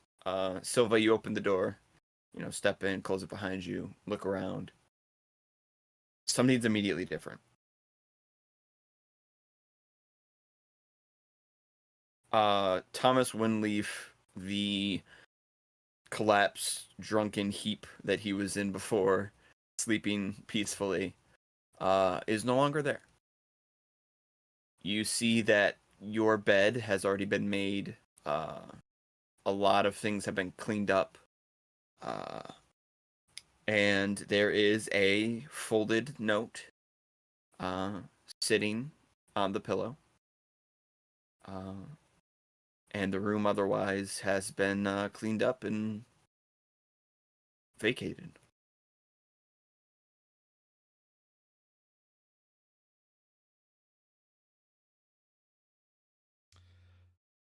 I want to go to the note.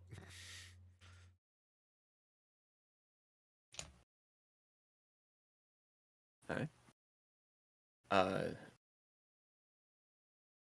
Would you like to read it? Yes. Okay. Immediately recognize the handwriting. Silva.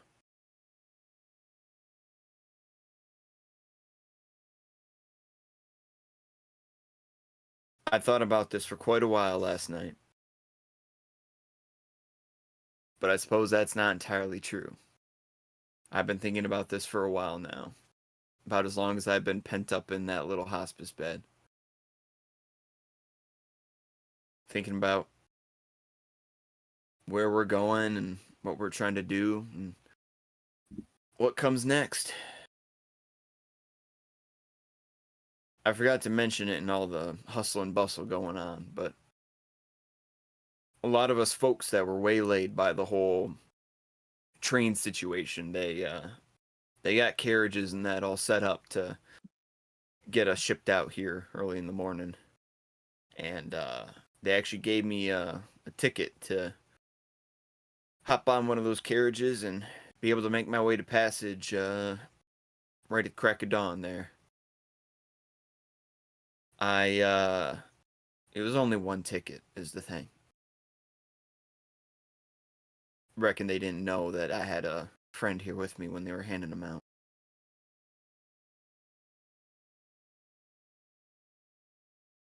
Silva, I can't tell you how good it was to see you again. To know that you were safe and doing all right. And all that being said, there's still the job opportunity waiting for us up in Passage there, and I reckon that's where I'm gonna head, but I also know you got that group of yours now. And it seems like you must be doing some pretty good work with them, so if it so happens that maybe you wanna stay hitched up with them for a while, I don't want to be the one to get in your... So, I'm gonna go ahead and head on out. If you still want to come to Passage and, see what opportunities Marigold's got for you too, I'd be more than happy to have you with me, but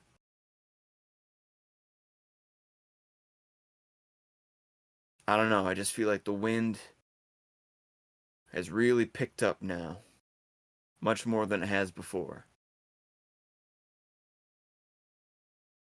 Last thing I want to be is the anchor that holds you back. Whether I see you in Passage or not, it's nice to have one more night drinking with you. Take care. Thomas. Fucking idiot.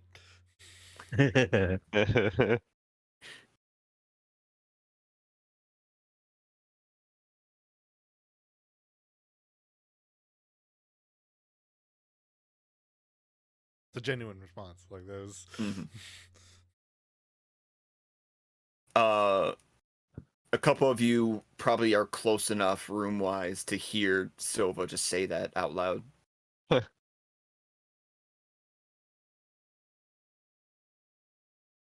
I'm gonna keep packing my bags. But here, with like a sort of Impassionate. The logical wizard is fighting the impassioned part within me.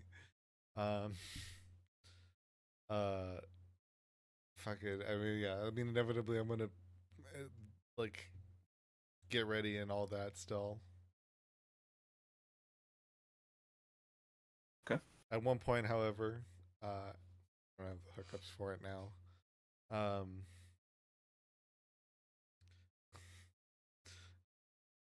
At one point during it, within the hour, if you're at all near like the second floor, at one point there will be almost like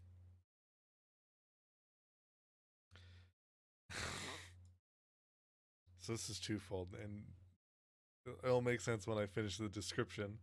Inevitably, you will hear what sounds strange. It's a sound you would have never heard before. It's almost this kind of it sounds like the strumming of Silva's guitar. But it's something about it is off. It sounds scratchy. It sounds it's like despite that it isn't loud audibly, it feels loud. And generally though the rhythms are low. Mhm. And what this is Dylan. She's in her Deftones era. I get it. And what this is Dylan is yes, a somewhat angry utilization of of emotion and whatnot in the song. Mhm. However, it is also determining a tale from beyond the grave. Mm. That thing I do now. Yeah. However, I need to remember what die I'm on. I think it's the D6 still because I believe it's going to be based on the level of my bardiness. Okay, yes. I'll just use this one. Fuck it. All right. As I'll leave in the pocket a very fitting tale. A tale of the traveler. Mm. Very good.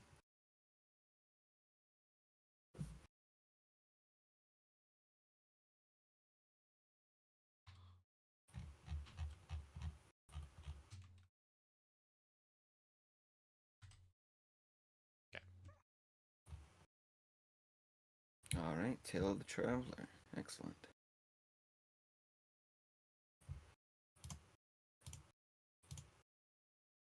Anything else you would like to do?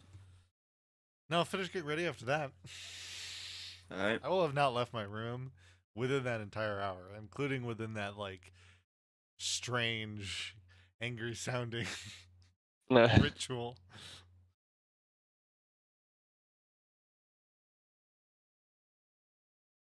Next time I do these, though, I will have the thing set up, and barring any Discord nonsense, Yeah. it'll become fairly clear how I'm utilizing these tales.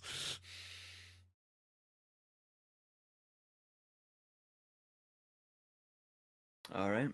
You were saying Deftones. That's too soft. Fine, Turnstile. You need to think blacker. Ooh. You need to think about being in the woods. Are we okay, so we're not going like thrash metal. We're veering off another okay. Little more Zhao Zhao type of thing. Okay. Okay. Yeah, so you all pack your things up, getting ready to leave for the day. And so you head on out. You are shocked. Oh, yeah. Yeah, I was gonna say continue. Actually, probably getting to that. You are shocked to find that as you step out of the main doors of the Cow's Eye, you are greeted by a carriage, led by two horses. It's a pretty simple carriage, kind of similar to the ones that took you into the city to begin with. And a stout figure stands next to the horses, looks to you all, and says, "Hello there. My name is Jeremiah. I understand that you all have been provided a horse and carriage so that you may go about your way. This is courtesy of the kingdom. So, on their behalf, thank you for your service, and please do take good care of the horses. They're good people."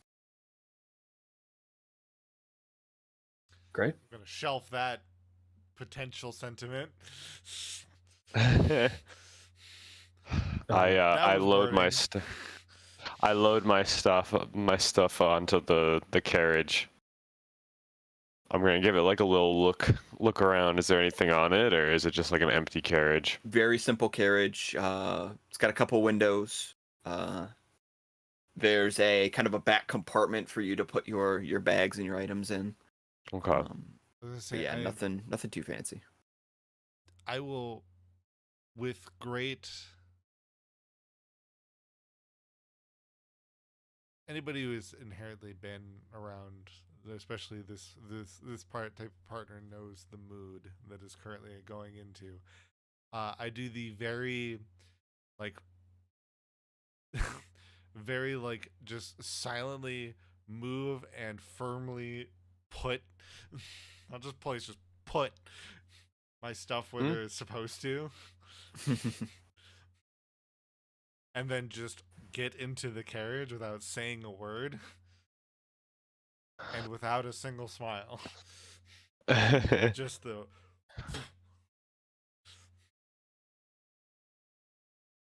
Yeah, that's gonna hop up onto the coaches area. Dak will Okay. take shotgun. Who drove the carriage? I'm gonna like look at the horses and say like, which one of us drove the carriage when we were going off earlier? I thought that was Nathaniel. Did we drive a carriage? We rode horses. Who was the best with horses? Certainly not me. we have a carriage driver. I thought. Oh, I didn't realize he was coming with us. I thought they were just like gave us the horses and the carriage. The gentleman speaks up and says, "Oh, that'd be quite all right, actually." And you do notice as you hop up in there that there are no reins on this carriage. He looks to the two horses. He says, "Hush, puppy, Baja. They're in your care now." And he nods to the horses, and you see the two horses look to him, and they nod back. And he pulls out a long, sort of like a wooden reed, almost like a wand, and he sort of dashes it around himself, and a spiral of stardust sort of shakes down, and he vanishes out of sight, leaving you with the horses in the carriage. There's a lot of whimsy going around. I'm not paying attention to much of it. Hush, puppy, Baja. The horses nod to you. Do you guys know how to get to the city of Passage? I make a mental connection with Baja. Greetings. You know how to blast. We're in like the main square, right? Or well, like kind of like. You're just outside of the Cow's Eye right now, so you're on one of the main thoroughfares. Is there any like fruit vendors around? Anyone up in a boot? The food markets were further down this lane. Oh, but I didn't they don't know seem if to be open yet. Okay, that's fine. I was gonna just pick them up an apple, but I'll do it later. Well, I'm gonna like finish loading on my stuff and say we're going to the Passage. So I suppose, yeah, we're in your care. When I connect with them, do I get a response from Baja? Yes, you were asking Baja a question, right? Yes. Okay. What was that question again? The question was, hello, it would appear as if we are in your care. you do hear a voice in the back of your head. It comes in kind of small, but you do recognize it. Cha, dude. We'll get you to passage, no problem. What the Totally fuck? tubular, dude. I'll be your I'm maestro thrilled. for this evening. I am thrilled. These are druids. That's wonderful. Dak nods. It is a pleasure to be in your service and in your capable hooves. Likewise, compadre. We're doomed. I'm thrilled. We're fucked. You can't hear any of this. It's just me. I'm just I saying that know. we're This is fucked. great. We're fucked. Two Oh. very different reactions. I've seen a dude where's my car. What does So then, mine say? Jack, are you sitting Where's mine? next to me up at the coach's seat? Yes. Okay. I do look The to only you. one. If everyone went to the normal spot, you'd just be sitting up there. It's not like you'd be really disconnected, but still. I do look over to Sets and say, Baha is a really nice horse to speak with. Glad to hear it, Dak. Did you when you spoke to the demon horse, was that something that like was brought up in any way? I don't remember. Shabab. Yeah. I think you guys just saw me acting Weird. really high. Right. And you're gonna it was just inherently we just brought it down to you being weird to the horse. Yes. That was a good- It was never actually like Right. discussed or Yes. brought up. It was just My only- Dak's being then my Dak. reaction to that will just be the here he goes again with the horses. well, if you're able to maintain a conversation with them, Dak, please make sure to let them know that if they need anything, you'll be our point of contact, I guess. All right, I think, is everyone on? We ready to go? Believe so. We have everyone. All right. Let's head to passage then. At that, the horses look to each other, give another nod, and then let out a large whinny. They kind of rear their front legs back a bit. You're kind of taking it back for a second. You've got no reins to hold on to, so you just got to kind of grab the chair for support. They rein back, and then they take off, shooting down the thoroughfare. The carriage rocketing along, rounding a corner, passing. You see a lot of the passerby look up in excitement, seeing what's happening. As you sort of round the corner, going through one of the large, gateways that lead into the city itself, and out into brilliantly green, grassy fields littered with trees. The sun continuing to rise up in the distance as it grows brighter and brighter. And as you shoot off into the land beyond, that is where we will end for tonight. As you leave Rote for now and go on to the next step of your journey. Dude, Thomas is gonna fucking get it. His days are numbered. And until then, Goddamn until buffoon. that happens, thank you all for playing. Thank you all for watching. It's going to be the start of a whole nother adventure here. So beware the red, and we'll see you next time. Just throw that in there. Red, man.